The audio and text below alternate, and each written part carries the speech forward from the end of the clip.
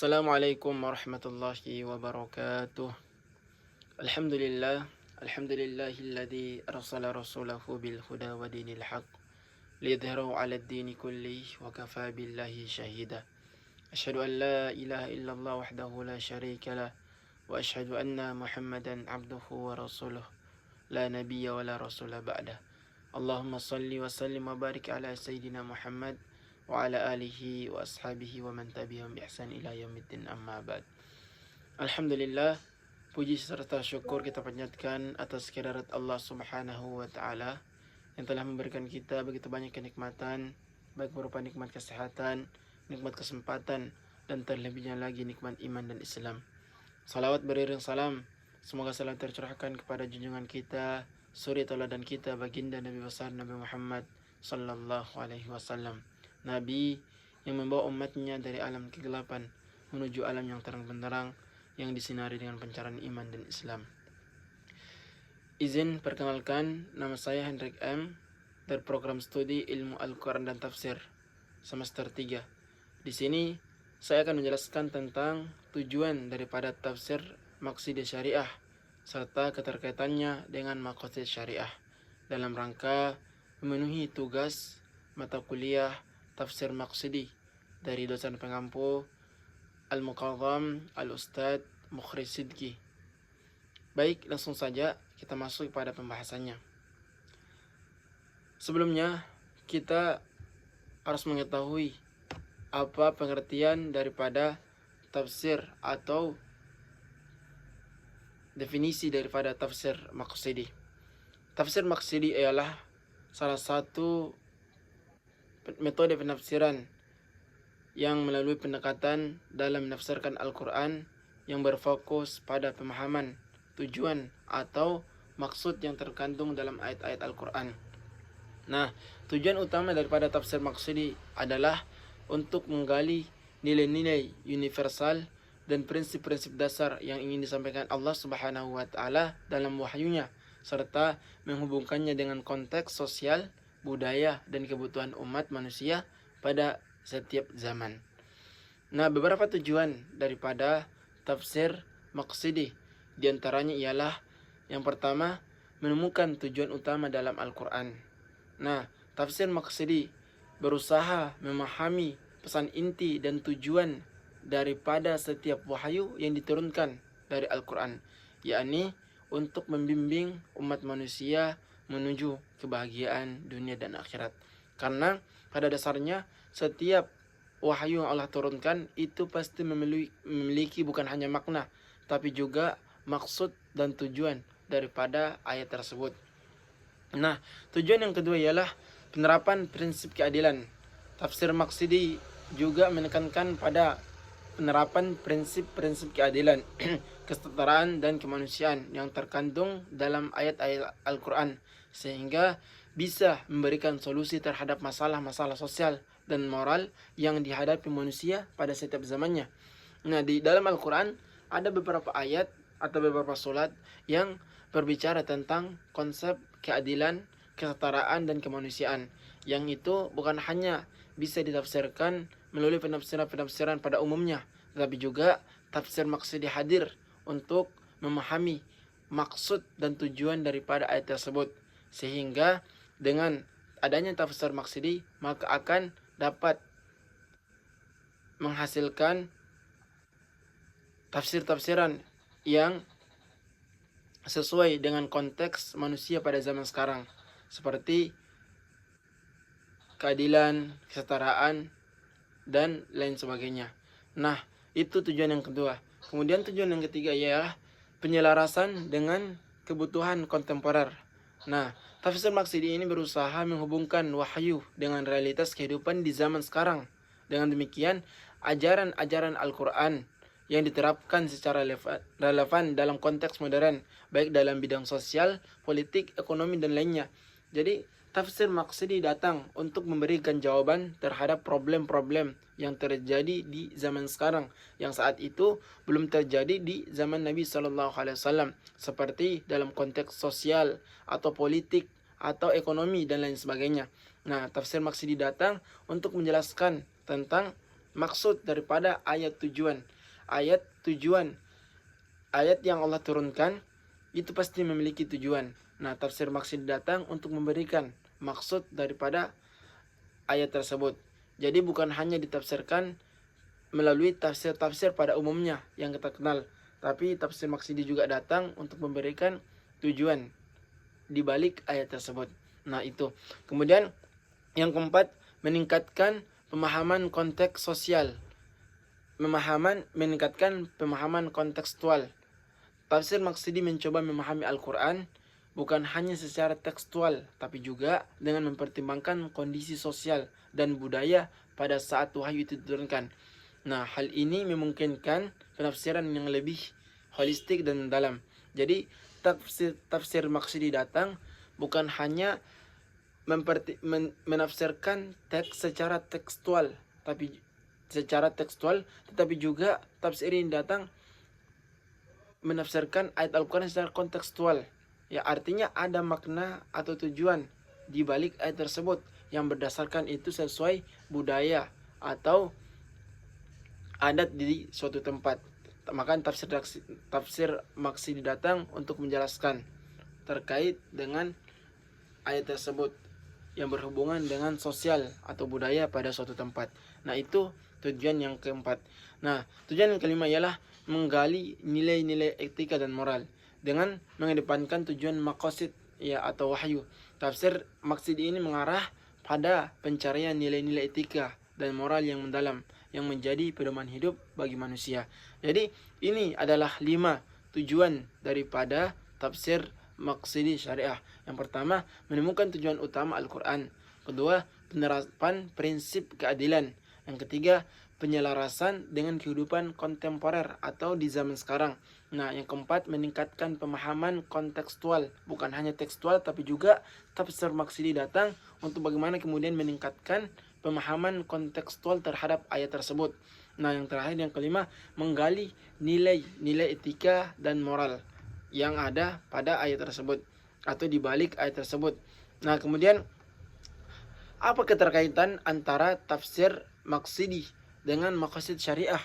Jadi, tafsir maksidi datang untuk memperkuat daripada maqasid syariah. Maqasid syariah seperti yang kita tahu bahwasanya tujuan daripada maqasid syariah ialah untuk melindungi dan mewujudkan kesejahteraan umat manusia dalam kehidupan dunia dan akhirat. Sebagaimana Allah Subhanahu wa taala menurunkan syariah, maka ada tujuan di balik syariat yang Allah Subhanahu wa taala turunkan. Seperti yang kita ketahui bahwa maqasid syariah itu mengandung atau terdiri dari 5 aspek. Yang pertama, hifdzuddin, kemudian hifdzul mal, hifdzul nafas, hifdzul akal, dan yang terakhir hifdzul nasal. Nah, yang pertama, hifdzuddin. Tujuan daripada maqasid syariah ialah hifdzuddin, yaitu untuk menjaga agama agar umat Islam dapat menjalankan ibadah dan ajaran agamanya dengan benar. Salah satu tujuan maqasid syariah yang pertama ialah untuk menjaga agama. Di zaman Rasulullah SAW pernah terjadi pada saat awal-awal Islam, saat Rasulullah SAW berdakwah, para kaum Quraisy menawarkan kepada Nabi SAW untuk kerjasama antara agama Nabi Muhammad dengan agama Quraisy. Nah, inilah yang menjadi asbabun nuzul daripada turunnya surat Al-Kafirun. Pada saat itu, orang-orang kafir Quraisy menawarkan kepada Nabi SAW agar bagaimana Nabi Muhammad menyembah Tuhan mereka selama setahun, dan orang-orang Quraisy kemudian meminta Nabi untuk menyembah Tuhan mereka juga selama setahun. Nah, kemudian Allah Subhanahu wa taala menurunkan ayat ini. Nah, di ayat terakhirnya dikatakan lakum dinukum waliyadin. Nah, tafsir maksidi daripada ayat ini ialah perintah kita untuk menjaga agama. Jika kita kaitkan dengan konteks yang terjadi pada zaman sekarang, itu sangatlah banyak. Misalkan salah satu contohnya perayaan Natal. Kita umat Islam tidak diperbolehkan untuk mengucapkan selamat Natal pada orang-orang kafir atau orang-orang Kristiani. kita tidak diperbolehkan. Inilah salah satu atau tafsir maqasid daripada ayat ini, daripada surat Al-Kafirun ini. Atau juga dalam surat Al-Baqarah ayat 256, Allah Subhanahu wa taala berfirman, "La ikraha fiddin." Tidak ada paksaan dalam agama. Artinya Islam tidak memaksa orang lain atau orang yang di luar agama Islam untuk masuk ke dalam Islam. Nah, ini merupakan salah satu bentuk penjagaan atau maqasid syariah, bentuk penjagaan agama. Agar kenapa? Agar agama orang luar tidak juga memaksa kita untuk ikut agama mereka. Ini merupakan salah satu tujuan daripada maqasid syariah, yaitu hifdzuddin, menjaga agama. Nah, kemudian yang kedua, hifdzun nafas, memelihara jiwa. Tujuannya ya untuk memastikan bahwa kehidupan manusia dijaga dengan keadaan baik dan dilindungi dari segala bentuk ancaman, baik fisik maupun mental. Jadi salah satu tujuan daripada syariat yang Allah turunkan pada kita ialah untuk memelihara jiwa. Sebagaimana dalam Quran surat Al-Isra ayat 33 Allah Subhanahu wa taala berfirman, "Dan janganlah kamu membunuh jiwa yang diharamkan Allah kecuali dengan alasan yang benar. Dan barang siapa dibunuh secara zalim, maka kami telah memberikan kewenangan pada ahli warisnya."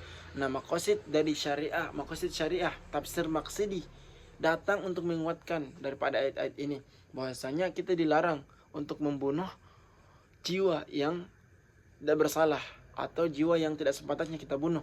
Apabila terjadi hal seperti itu, maka diwajibkan atas ahli warisnya, orang yang terbunuh itu, untuk membalas terhadap apa yang dilakukan kepada keluarganya. Nah, ini datanglah tafsir maqasid syariah untuk membantu menjelaskan ayat-ayat ini. Nah, kemudian yang ketiga ialah hifdzul akal, memelihara akal. Artinya melindungi kemampuan berpikir manusia dari hal-hal yang merusaknya. Allah Subhanahu wa taala memberikan kepada kita merupakan kelebihan, yakni Allah memberikan kepada kita akal. Nah, Allah menurunkan syariat kepada kita, tujuannya ialah untuk salah satunya menjaga akal dari hal-hal yang dapat merusaknya, seperti meminum alkohol, mengkonsumsi narkoba, atau tindakan daripada orang-orang yang menghalangi untuk berpikir dengan jernih. Hal ini telah disampaikan Allah Subhanahu wa taala dalam firman-Nya surat Al-Maidah, misalkan Al-Maidah ayat 90, yang artinya, "Wahai orang-orang yang beriman, sesungguhnya minuman keras, perjudian, berhala, dan undi nasib dengan panah adalah kekejian, termasuk perbuatan setan. Maka jauhilah perbuatan-perbuatan itu agar kamu mendapat keberuntungan." Tafsir maqsidi datang menjelaskan kepada kita bahwa kita dilarang untuk merusak nikmat akal yang Allah telah berikan kepada kita dengan mengkonsumsi hal-hal yang dapat merubahnya, seperti yang ada di zaman sekarang, misalkan miras, alkohol, sabu, ganja, dan lain sebagainya, yang itu dapat merusak pikiran kita. Nah, itu tujuan yang ketiga. Nah, tujuan yang keempat ialah hifdzun nasal atau memelihara keturunan. Tujuan atau maqasid syariah, syariat Allah diturunkan kepada kita ialah untuk memelihara keturunan. Makanya ada anjuran bagi kita untuk menikah. Nah, salah satu tujuannya ialah untuk menjaga keturunan kita dari perbuatan-perbuatan yang diharamkan oleh Allah Subhanahu wa taala. Nah, kemudian yang terakhir ialah hifdzul mal, memelihara harta. Maqasid syariah datang untuk memelihara kita, menjaga dan mengelola harta kita secara sah dan adil, serta melarang berbagai macam bentuk tindakan yang merusak perekonomian seperti pencurian, penipuan, dan riba. Nah, hal ini pun dijelaskan Allah Subhanahu wa taala dalam firman-Nya Quran surat Al-Baqarah ayat 188. "Dan janganlah kamu makan harta di antara kamu dengan jalan yang batil, dan janganlah kamu membawanya pada penguasa-penguasa agar kamu dapat memakan harta orang lain dengan jalan dosa padahal kamu mengetahui." Nah, inilah bentuk daripada maqasid syariah dalam 5 aspek. Yang pertama, hifdzuddin, hifdzul nafs, hifdzul akal, hifdzul nasal, dan yang terakhir hifdzul mal. Ini adalah maqasid atau tujuan daripada Allah Subhanahu wa taala menurunkan syariat. Nah, apa keterkaitan daripada tafsir maqsidi dan maqasid syariah? Keterkaitannya sangat penting karena datangnya tafsir maqsidi ialah untuk membantu menguatkan daripada maqasid syariah.